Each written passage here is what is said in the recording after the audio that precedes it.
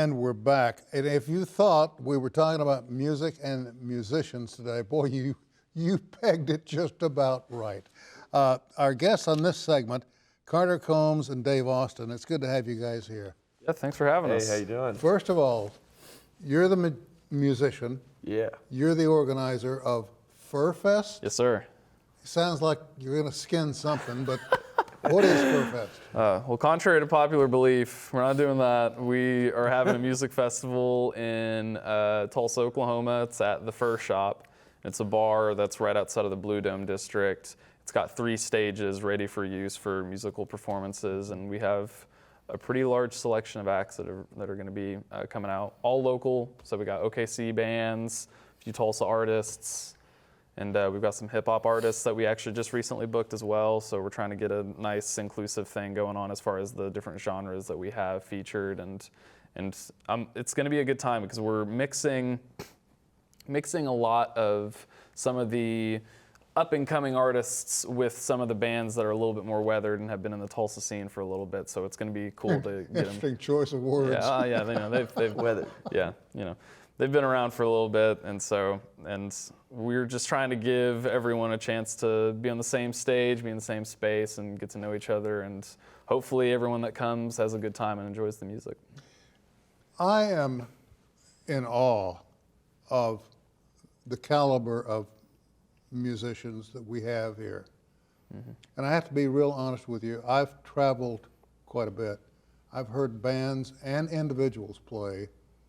I heard a guy in a parking lot on 71st Street blowing tenor sax literally with a hat for donations, who rolled my socks up and down. This guy was good. Yeah. I mean, really, truly Yeah. gifted type, Sure. sax player.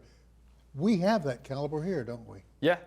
I mean, a lot of the time you kind of find that, like you said, there is a high caliber of musicianship in Oklahoma, especially in the city areas, and so really it comes down to just making it possible for musicians to get a good chance at getting gigs. A lot of these folks don't really know what they have to do to make that happen for themselves. Mm-hmm. So doing events like this will hopefully kind of give. Well, do you function as kind of an agent for them?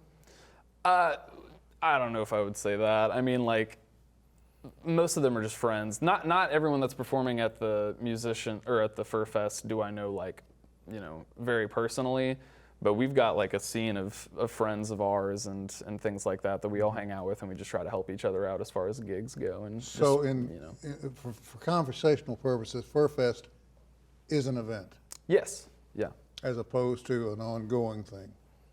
Well, I mean, it'll hopefully if this actually does go well, which I expect it to, with how everything is looking right now, we'll do it next year as well, and then try to make it an annual thing. Carter, you're a musician. Yeah, Dave. Is it hard for you to, as a musician, is it hard for you to find work? Well, I mean, it depends. It seems like a couple months out, like we're not usually booked, but then it's like, week to week, we keep on playing every weekend, we keep on making it happen. It's pretty awesome, with friends like Carter, he just called me. I was like, hey, you guys, because asked if my band wanted to play this show, so we were excited and said yes to that. We're in at the American Legion in Claremore this weekend. So we've been managing to stay pretty busy. So really, there's a great scene in the Tulsa area where, if you really want to get out there and play, you can do it. Where are you from? I'm from Inola, just right up the road. We're both of us are. both from Inola. Really? Yeah. So you're just down the road. Yeah, Longhorns. Are you as surprised as a lot of folk at the number of and the quality of the musicians that you meet? Oh yeah. I mean, I think some of the best musicians, really. I mean, I know it sounds crazy, but I think some of the best guitar players that I know are just playing every Thursday in Tulsa. You know what I mean? Mm-hmm. They live there in Tulsa. So there's some great musicians out here, and the Tulsa sound's really kind of always its own little distinct kind of thing. And then there's the red dirt mixed in there. The country scene. It's really just kind of a melting pot of a lot of great musicians and a lot of good music. And it runs the gamut. It runs the gamut all the way up through and including classical. Yeah, exactly. Yeah, the guitar player in my band, Derek, he's like a very trained guitarist. Done everything from classical to jazz and everything. And then me, I'm more self-taught, or what I have learned, I've usually learned from him. So it's everything in between. Little music history. Tulsa at one time was a stop on the Underground Railroad. What does that have to do with music? Quite a bit. Because the same stops that supported the Underground Railroad supported traveling musicians coming in from Kansas City or dropping down, or I've got it backwards, dropping down from Kansas City or coming up from New Orleans. Consequently, we had the influence of the best of both worlds. And out of that grew a large number of musicians that wanted to stay, did not want to leave. And as their children came along, many of them, well, Dad did it, I'm going to do it. Yeah. And lo and behold, it's a family gig. Absolutely, yeah. You run into that quite a bit? Yeah. My drummer even his dad was in a band as well, and like his grandpa and his uncles, so my drummer's like a fourth generation musician, and I remember going to their shows whenever I was a little kid. So whenever I was starting a band, I was really excited to call Zach up and have him be a part of it. So yeah, it's really cool to see the multi-generational thing going on. And how about the young ones? Hey, they're out there too. I was playing with somebody the other day at a 4th of July event, brought a 13 or 14-year-old kid out, and he could rip on guitar. You know what I mean? Really? So yeah. He was playing a bunch of like Nirvana stuff, a bunch of rock stuff, but reminded me of myself at that age a lot. You know what I mean? I went through the exact same phase. So There's a rumor going around. I don't know if there's any truth to it. Maybe you guys can shed some light on this. There supposedly is a young girl out there. She's about 12, who can make a trap set sing. When she gets behind the drums, man, she just takes off. Have you heard of this girl? I haven't ran into her. I'd believe it though. You'd be surprised at all the things you'll see on Facebook and Instagram and all that stuff. All these kids that are 4 years old, 5, 6, just banging on the drums, killing it with a little, bass guitar. Yeah, they're practicing. It kind of makes me a little upset because I'm thinking like, what? They're already better than I am. What am I doing, man? Way ahead of me. So yeah. What's the biggest challenge you face? With planning this event, our main goal from the get-go was paying the artists, because that's kind of a hard thing to do, like getting fair pay for everyone that shows up. And so, you also kind of hear the horror stories of like other festivals, other record labels, whatever it is, people that work in business for music not paying their artists too well. So from the get-go, we were like, let's make sure that these guys are at least getting like what a normal gig would pay, because whenever you're in a festival landscape, a lot of the time you're looking at an hour, and we've played festivals where we're getting paid like $50 for an hour, and as a band, that's just not a lot of cash.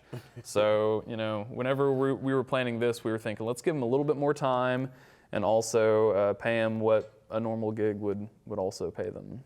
I know that St. Louis went through a period where tip jars were obvious. Sure. And they had things going in a number of venues where it'd say tip jar because management doesn't pay fair. Yeah. They called it ace and ace, man. Yeah. And it changed. Things changed quickly in St. Louis. But you got the home of the blues coming out of St. Louis, man. It's different, totally different. Any young ones out there as writers who write music? I seen there is a kid out of Sand Springs. He's 14. His name's Ty Smith, and 14? Yeah, and he's wrote a song or two. I played with him at a songwriter showcase. Ty Smith, he's out of Sand Springs, and then there's a young woman I just seen. They played at a songwriter event together. Ava Brown's her name. I just seen her on Facebook, but. And you never know, these kids are writing songs, they're just not telling anybody. The first song I ever wrote was probably like a rap song. Yeah, when I was six years same old or here, something like that. Yeah, So, but I didn't show anybody. Yeah. Well, it seems like so many of these young musicians are coming along, and it's almost like the cartoon strip Zits. I don't know if you followed that before we lost it. Yeah. Anyway, you'd follow the musicians in Zits, in the paper, and they'd have a garage band going, and to their way of thinking, they were really quite good. Truth be known, they weren't. But the difference is we have so many talented musicians here Yeah. competing for so few slots that it's almost like they're screaming out for some kind of festival. Yeah. I mean, and luckily in Oklahoma, with us in like a music community, there is an element of carefree mentality in the music community where we would like to get paid well, and like that's once again that was one of the things that pushed to the beginning of this. But we also just enjoyed doing what we do. Yeah. It's fun. It's fun we to like meet playing other music. musicians. It's fun to meet musicians better than you and be in awe of how good they are, and then Absolutely. become And chummy you with can them. learn from them. Yes, Absolutely. Yes, sir. You can always learn. Yeah. We got about a minute and a half left.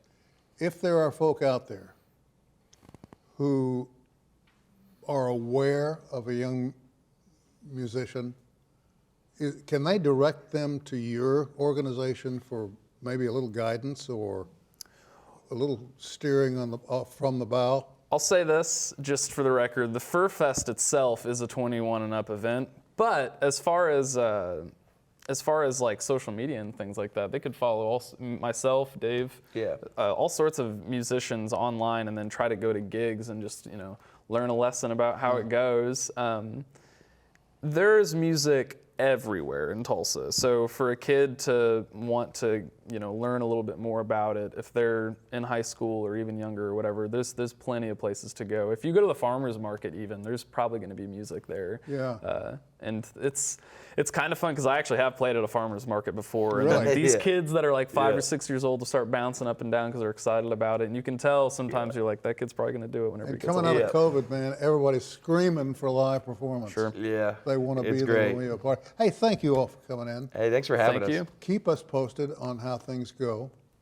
And you got a website? Yes, sir. It's you can learn more about the Fur Fest at fansub.live/e/furfest. We're out of time. Thank you both. Thank very, you. very much. Thank you so much. And both of you break a leg. Yeah. Thanks, sir. That's all the time we have for this edition of Perspectives. Glad you could be a part of it. We'll see you next time.